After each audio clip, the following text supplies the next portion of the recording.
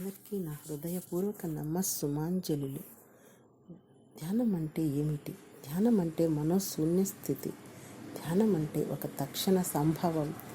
ధ్యానం అంటే మనస్సు నుండి అన్ని ఆలోచనలను పారద్రోలడం. ధ్యానం అంటే మనస్సును ఓ ఖాళీ పాత్రలా, వెదురు మురళిలా, నిశ్చల సరోవరంలా చేయడం. ధ్యానం అంటే మన యొక్క లేదా చైతన్యం యొక్క చర్యలకు సాక్షిగా ఉండటం. ధ్యానం అంటే వదిలిపెట్టడం. ధ్యానం అంటే బంధరాహిత్యం. ధ్యానం అంటే ఏమీ చేయకుండా ఉండటం. ధ్యానం అంటే ఇప్పుడు ఇక్కడ జీవించటం. ధ్యానం అంటే సంపూర్ణ నిశ్శబ్దంలో నిశ్చలంగా ఉండటం. ధ్యానం అంటే లోపలి మాటలను మౌనం చేయడం.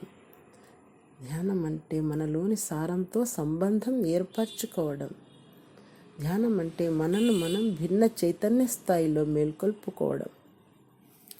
ధ్యాన పద్ధతులు కోకొల్లలుగా ఉన్నప్పటికీ అవన్నీ మనసును శూన్యం చేయడంపైనే దృష్టి సారించాయి. ధ్యాన విధానాలు వైవిధ్యంగా ఉన్నప్పటికీ వాటన్నిటి అంతిమ లక్ష్యం మాత్రం ఒక్కటే.